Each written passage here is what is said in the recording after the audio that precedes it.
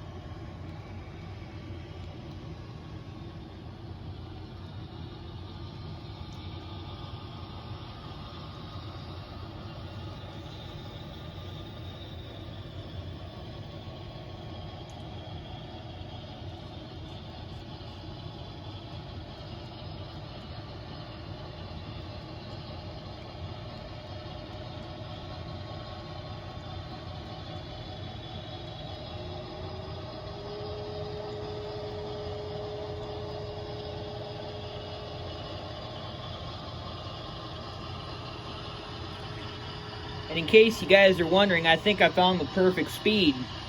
I know usually when trains come through Loudonville, it takes about 2.5 minutes to 3 minutes for them to pass. Granted, they're 100 cars long, but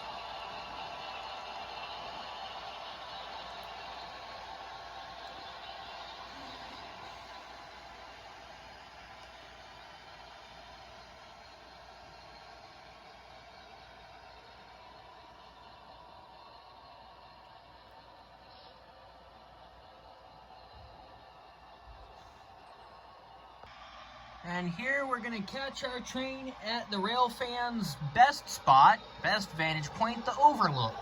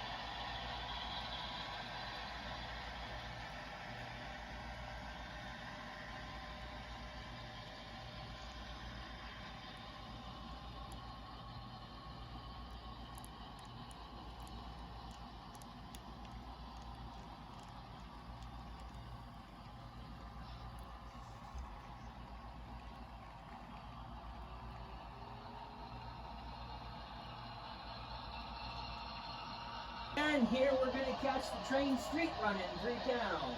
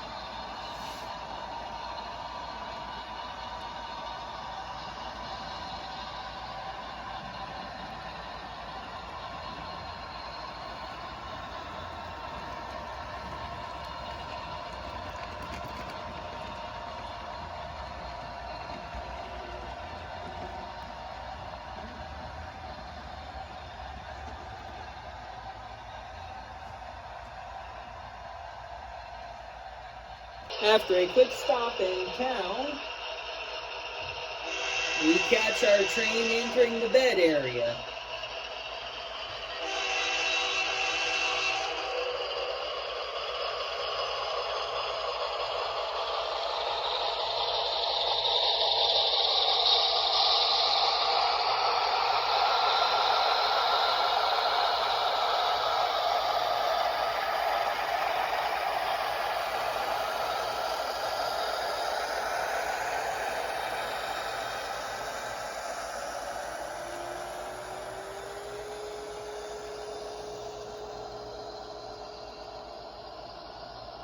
Sorry, I don't have a cool name for this area yet, but eventually I will.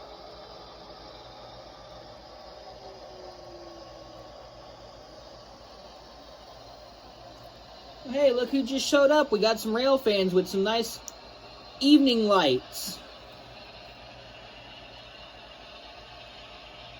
Makes shooting trains in the dark a little bit nicer.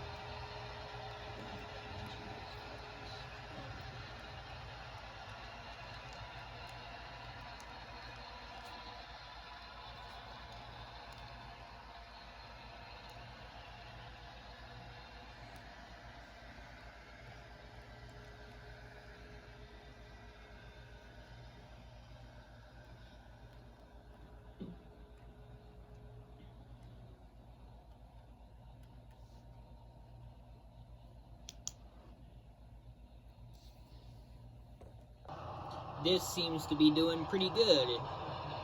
Just about right on schedule, right on time as I can guess.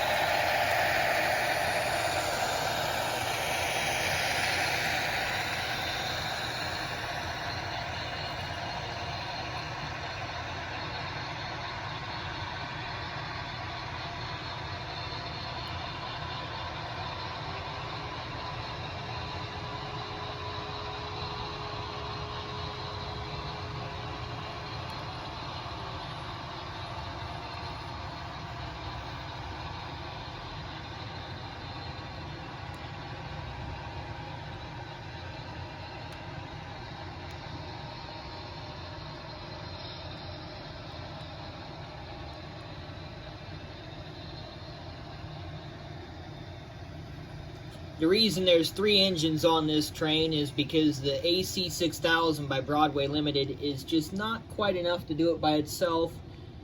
And I figured if I'm going to go and put one of the Heritage units on, why not do both? Plus, I was trying to run my Tier 4, and it's already slated to become DC at the beginning of the next month. It's just, it doesn't want to run good with anything else other than other scale train stuff, so. And I only have one other scale trains engine that's DCC and sound, and it's my sister's veterans unit, which is also going to become DC because she doesn't have anything else DCC to run with it. So that's the reasoning for having 3.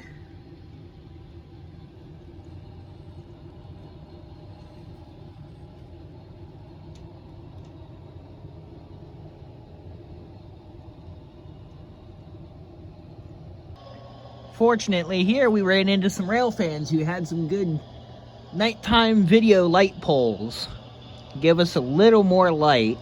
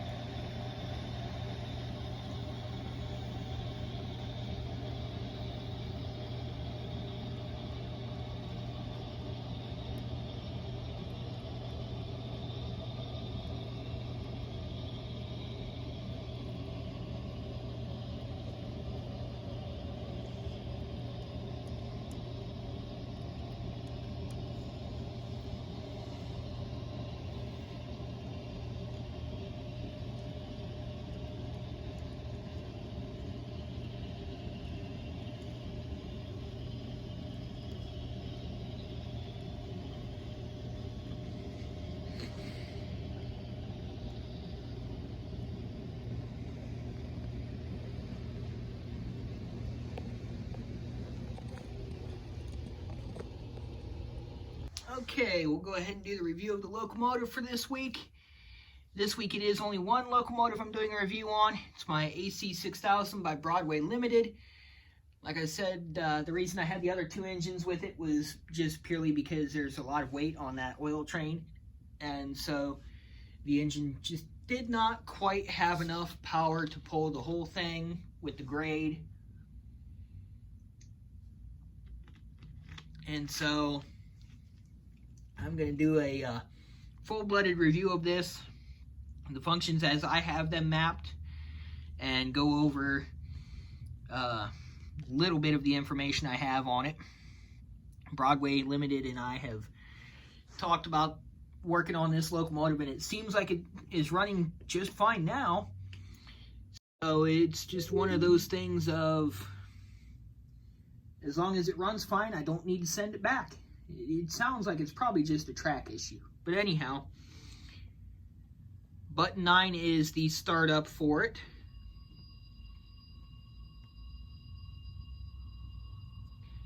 And upon startup, as you saw, all the lights kick on.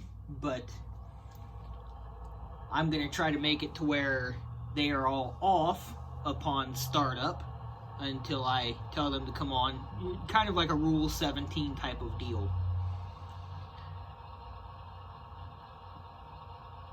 I've got, obviously, 0 is your headlights. As you can see, you got the headlights and number boards that are mounted low on the nose. I've got function 12, being the ditch lights. And I'll go ahead and it does have Rule 17 on it. Therefore, when it stops, the lights will go dim. And then when it starts back up, the lights will kick back on full. The only thing I don't like is on Rule 17, the ditch lights are supposed to shut off. And I think the rivet counter engine that I had at one point, it did that, but I'm just not certain as to why this one's not doing it. Maybe it's something I have to program. It probably is. I may have mentioned in a previous video about the cab light not working. I found out that the AC6000 does not have a cab light. So it's not missing or anything on this engine. This engine just does not have one. Ooh, cool. I guess you guys can see little wisps of the smoke coming out of this, because it is a smoke and sound engine. So we'll stop her right about there. 1 is your bell. I have it set for 65 on the ring rate, just because I think that's what would sound cool for Brandon Railway.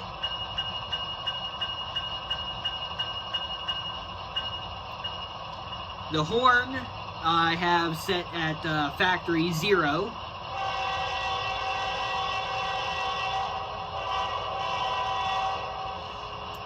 With the alternate ending. Button 3 I have set as my grade crossing.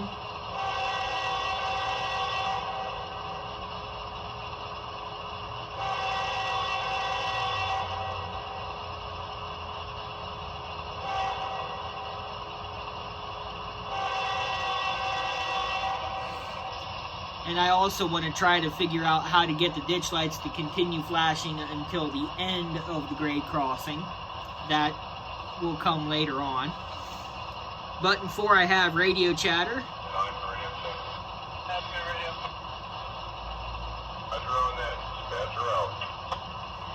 5 I have set for maintenance sounds.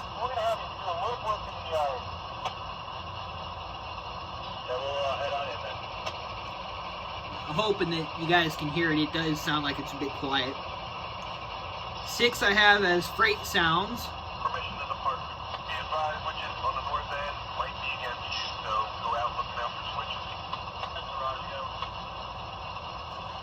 That's 7 is the smoke shut off. As you can see, it's clearing up a little bit. Of course, I'm also running low on smoke fluid because I've been running the crap out of this engine over the past day and a half, trying to work it in and get it running good. 8 is obviously the mute button. 9 is your start stop. 0 obviously your headlight and number boards. Sometimes it depends on which direction you're in and everything. The number boards will stay lit, but the headlight will shut off. Go ahead and shut the ditch lights off. 10 I have city sounds.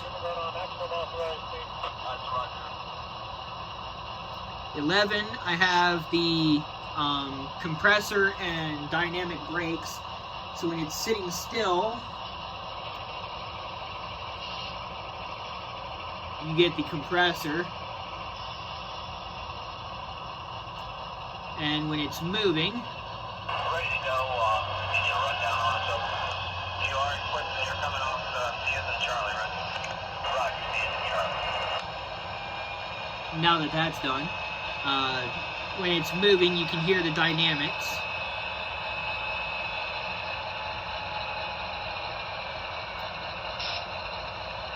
We'll go ahead and back her up so she's back on screen. Ready to go. Need you to run down on us. You are equipped and you're coming off C as in Charlie, right? Roger, C as in Charlie. And I need to shut off 10.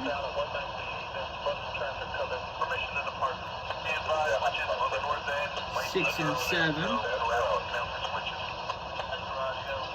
checking my functions here, and 12 is the ditch lights. So once again, just to run through how I've got it set up: 0 is your lights, 1 and 2 are the bell and horn, grade crossing on 3, radio chatter on 4, maintenance on 5,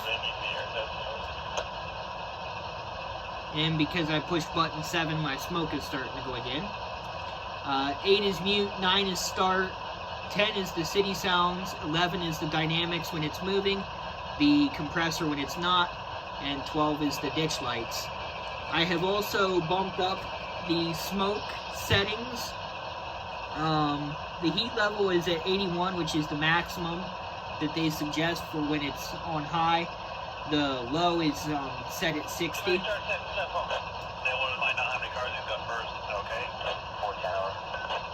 And then it's got a random sound generator on it.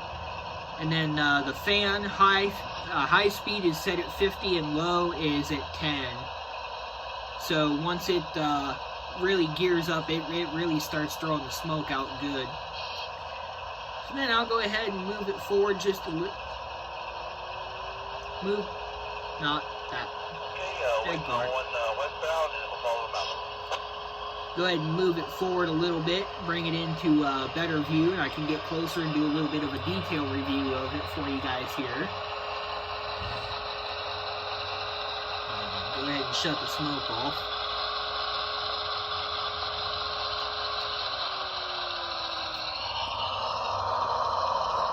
And here's a better up-close look at it and everything. It's the BHP iron ore train out of Australia. I got it because it's extremely close to Brandon Railway colors.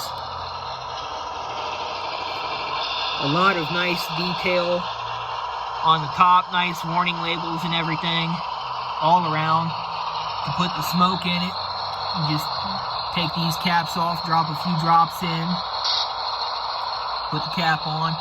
If you want to shut the smoke unit off without the button, there's a toggle switch right there, and I'll go ahead and toggle that off because it's going to go back on the shelf here after this because I'll be working on some other engines. So there's the review of the AC6000 by Broadway Limited. Okay, now I'm going to go ahead and get into the rest of the video here. My shout outs of the week: Diamond Crossing Productions. He's done some videos in Marion. I met the gentleman that has that channel and everything, and he's got a great channel. He's only got 22 subscribers. So if we could help him out, get him some more subscribers and stuff, I know he'd surely appreciate it and everything. He does quite a few good videos. Marion and Berea and other train areas and stuff, and like I said, I do really like his videos and everything. The other, Marklin of Sweden, he has 74.2 thousand subscribers. I really like watching his channel because there's a lot of extreme detail in the videos that he does, and they're tutorials on how to make stuff ultra realistic. And when it comes to trying to do my scenery and everything, you guys can tell I try to do the best that I can, but I also try to emulate a little bit of what other people do to make it look more realistic. And then we got Sergio Vadora. I hope I'm saying that right. Another guy that I met when I was over in Marion last year.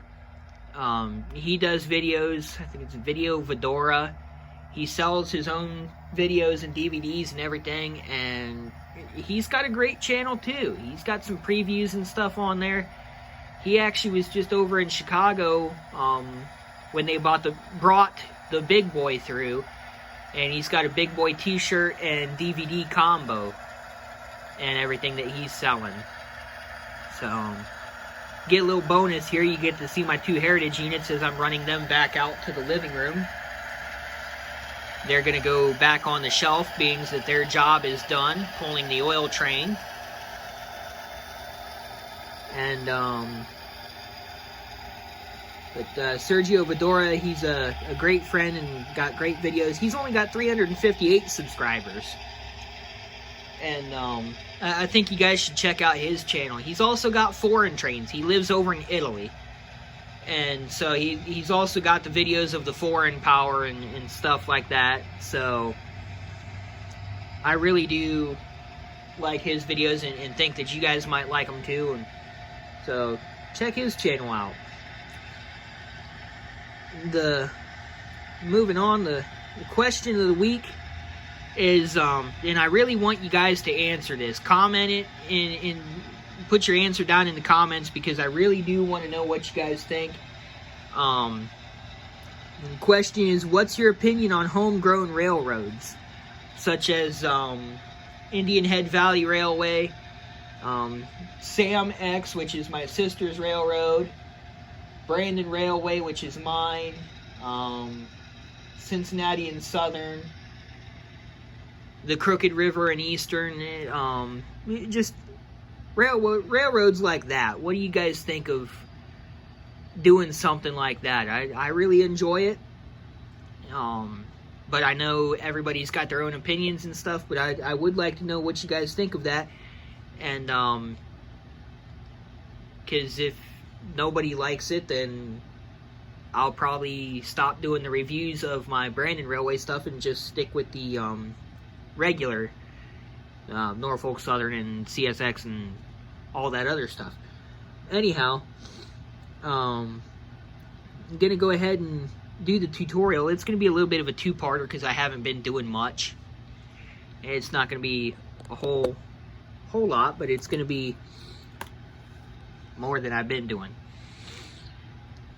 The way I was able to explain to you guys all the functions and everything I have set on my engines is, I got this idea from a friend, and it's a pretty nifty idea.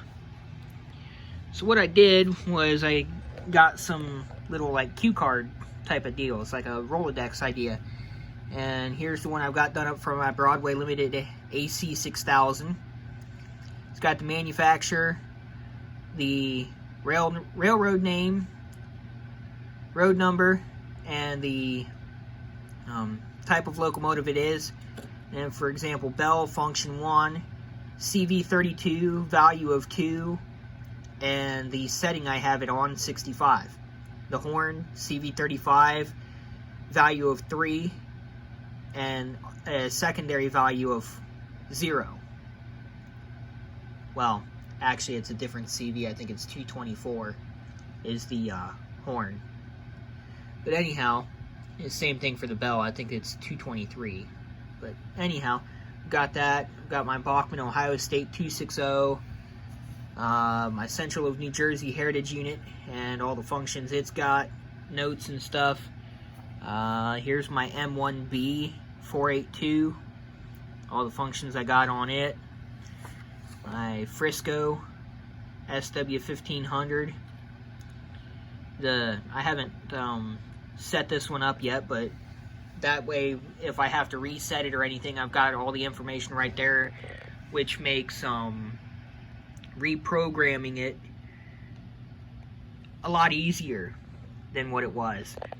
And the secondary part of this tutorial, I guess you can call it, is I'll be explaining where is it? My collection and why I got into Brandon Railway and why I have the engines that I do. More specifically, like the difference between Jeeps and SDs, road and yard engines and stuff like that. Okay, now we're sitting here looking at my Brandon Railway shelf. Well, for the most part. Brandon Railway does not own the DeWitt Clinton. But anyhow, my entire hobby actually started with these three engines here.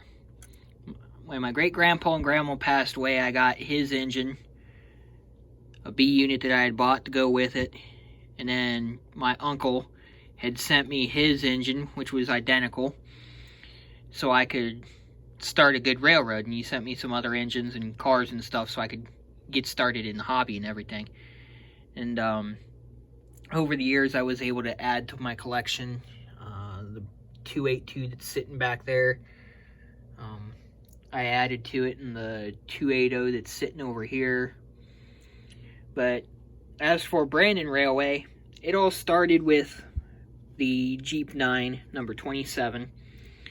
I got a couple Christmases ago, wanted to paint it for Brandon Railway, but leave it in a Western Maryland heritage type thing. So I left the Western Maryland on it. And I wound up getting the Jeep 9 Slug just recently to have a road unit and a slug, or a switcher and a slug. I wound up getting these three because I love the wide cabs and the ditch lights. It just looks more realistic compared to what I see today. So that's why I got those. Got them all from Athearn Genesis and everything, but left them painted in their original paint schemes. For example, Pan Am. All I did was I patched it and put Brandon Railway on it, but I left the Pan Am paint and everything on it. And then Iowa and Northern, which Canadian Pacific actually just done a heritage unit out of one of these. I left everything on it. I just scratched off the Iowa Northern and put on Brandon Railway, which is pretty much what Canadian Pacific did with their heritage. I think it's a 70 ACU. In fact, I think all their heritage units are ACUs. But anyhow, then it just kind of bloomed into a collection.